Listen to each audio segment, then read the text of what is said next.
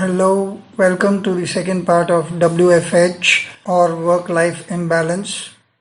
If you haven't heard the first one, please listen to that for the setting of the context and then continue listening to this. The question I was thinking about was there are two aspects to your answer to your daughter about the ice cream episode itself.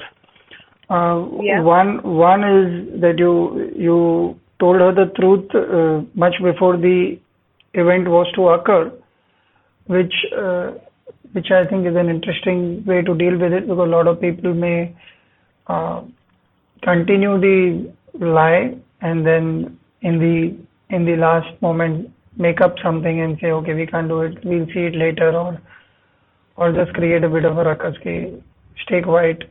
We'll do this at some point when I am also in the mood or I am free.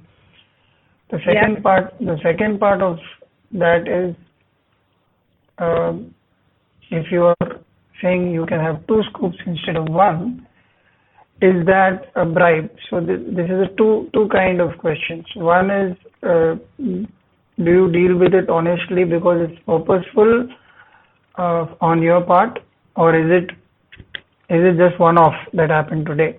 I want to know what are your thoughts about parenting in that aspect. Um, I would say the way I approach with Ria is pretty similar to what I would approach with most of the adults in my life that I care about. So most of the times it is what you see is what you get. It is tough love all the time. So yeah, I mean, I do give her a choice and option about what we can or cannot do. When I try to do something with her, I always kind of give her that option or choice as to what can or cannot be done.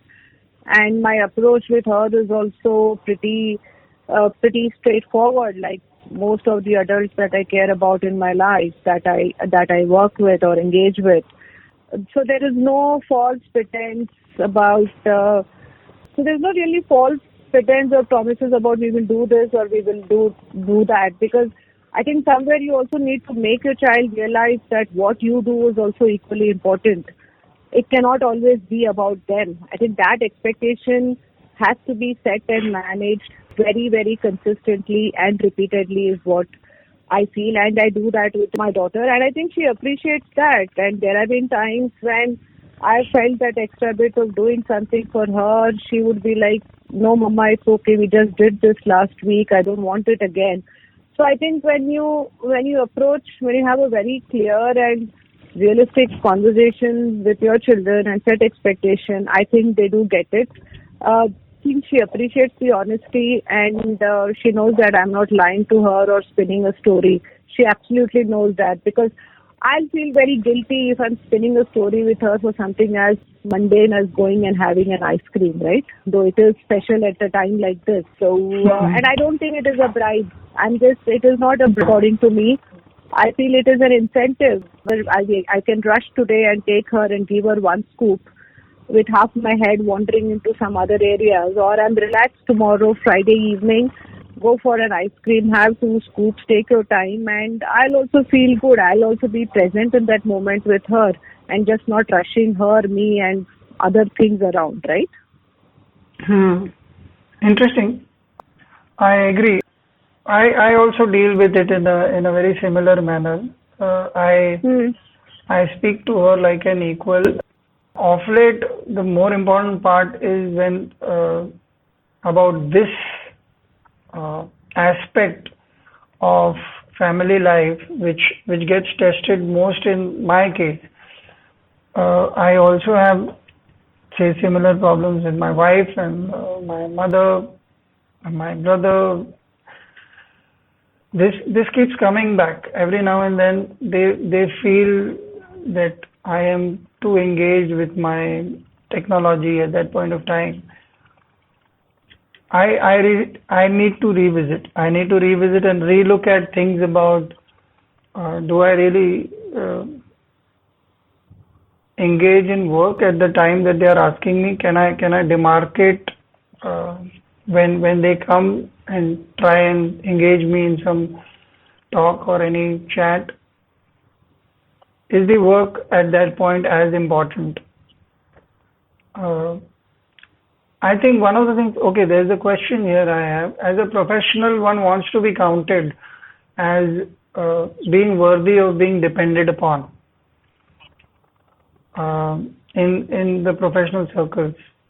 Do you think it's that what stops us from giving time to the family while we are at home right now?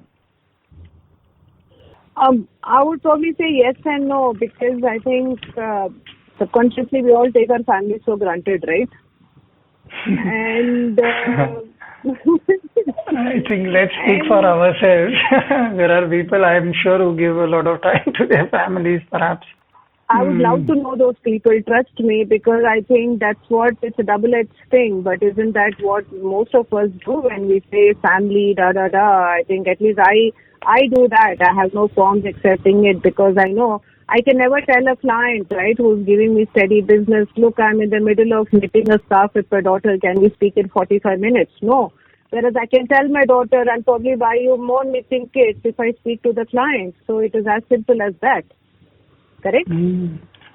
I have done the opposite also sometimes, not as often, but I have started making a conscious effort for quite some time because I have realized there is no ending to work and there's no ending to saying no to clients. However, I will admit it's been difficult. There are times when you just made a promise and you're trying to do something and suddenly something else has come up.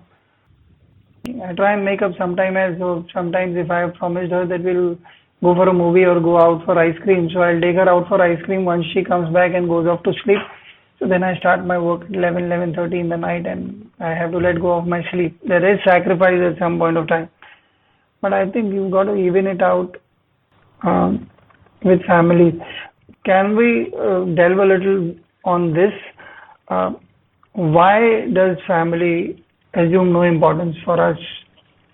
If it isn't, say if you start speaking for yourself, I would want to hear you also, and I would want to ponder if I have the same habit, and I think I do. So what is it that makes me behave like this? I would want to look a little deeper there. Why does family hold not much importance considering that we spend so much time and we have a combined destiny almost in a very strong manner? No, I wouldn't say that family is not important. I mean, of course they are important, but then I think the way I look at it, Bunty, is one fix the other, right? I mean, if you have a job or you are running a business, you get a certain income that affords you other things, and you are doing it for your family as well. So in a way, it is one, how do I articulate this? It is a means to an end or an end to a mean, depending on how one looks at it. So I would disagree that we don't give importance to our family. I think we do. It is just that we know that family is more flexible and understanding, and I guess most times it works both ways as well. I think we, at the end of the day, we are only answerable to ourselves as to how we manage and prioritize things. And like you said, eventually if we're able to even it out at the end of the week or end of the day, and I think that is all what matters. Because each of us are going to have a different version of work-life balance, which I don't really believe in. Because one day you will have a lot of things to do and next day you may not have anything to do. And now with the COVID situation, we don't even know people who are employed. We don't even know if they are going to have a job the next month or if this is going to be the last paycheck. So things like that, right? So you are holding on to something more important that provides and takes care of other areas of your life that are equally important. Mm. But those things with your family at this point in time, to some extent, they are negotiable, and I think one should do it without any guilt because you're doing it for your family, aren't you? Whether you're working late or talking to a client or taking on that extra work, somewhere at the back of your mind, you are doing it for them. So it comes at a cost. You pay a price for it, right? And you decide what that is going to be. I have a point of view on that. I'm thinking whether we really do it for them or does it give a I speak for myself. Does it give us an intellectual kick or creative high?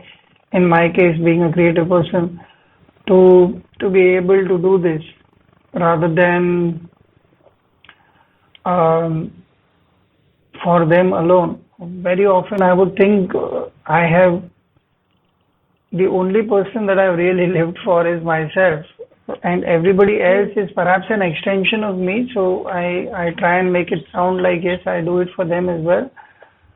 Um, in all seriousness, it all comes down to giving a lot of attention and time to what I want out of it. And I think that's a very big topic itself for Yes. a different podcast where we figure out where does selfishness end and where does selflessness start. Perhaps I don't know. We could take that up. For now, I think if we had to, uh, give this some points to wind up, what are some points that one should keep in mind if one has to maintain some kind of balance? I'll start with one or two that are running in my head. You can add to them. Mhm. Uh, Yeah. One is speaking the truth to all parties concerned, wherever Mhm. possible. Obviously, you've got to manage your goodwill with your clients, but that does not mean that you allow unnecessary expectations to arise. So maybe we can just put our foot down and say these are times that I will dedicate to my work, and I will give you some time, maybe leave it flexible in the evening or at this point or tomorrow morning. I'll make up for it, like you did in the case of that ice cream story that you narrated. It's a beautiful thing Yep. because it just says that I respect you and the relationship and the love and the fun that we'll have in that evening as much as I respect my other duties. Do you want to add something to that, or you think that covers the entire ground? No, yeah, I mean, see, also the thing is, I believe that what may work in this ice cream situation may not work in another situation. So you got to probably be a bit creative when it comes to other situations, I would say. And I think it also boils down to the fact that you just take care of what is the situation on hand right now, and give it the best you can, whether it is fulfillment or not fulfillment, and then deal with whatever comes your way the next time, which will definitely come again. Today it is an ice cream, in the weekend it could be something else. Yeah, So I think the bottom line is to setting the very, very realistic expectations with your child, and especially if they are at an age where they get it, like your daughter and mine, who are nearly 12 and 13 respectively. So I think they do understand, and I think at some level they will also start appreciating the fact that their parents are honest with them. They say it as it is. Other relationships as much as possible, and I can't imagine doing that with my daughter anyways. So and I think knowing her, she wouldn't appreciate it anything else either. Yeah, that's what I feel. You just need to set a very realistic expectation. And of course, when you have the time and opportunity to do something extra, you should try and do that as well. yeah, And it is not a bribe. It is just your way of saying, look, I'm able to do this now, so do it, and you might as well take it, right? So, yeah, yeah. so yeah. That's another thing I do. I think either me and my husband, we both try and do that as much as possible. So Good. yeah. I think this kind of covers the ground very well. We spoke about families, we spoke about work pressures are almost known to all of us who are working today. You covered a bit of ground on the money's bit as well, how it is important Yeah. to keep being in the rat race for good reasons sometimes. I had a good time listening to you, and in fact, you've given me quite a few points to ponder about the family time, even if whether I made them or you made them, just to think a bit deeper. This has been a good chat, and Yeah. I hope the listeners will also love hearing this one. Bye. Bye. Bye. This is all we have from Connecting Conversations this week. To keep us informed about your opinions, your likes and dislikes about each episode. If you want to stay posted on the latest updates, do subscribe to our channel, The Values Workshop, and press the bell icon. Thank you so much. Bye.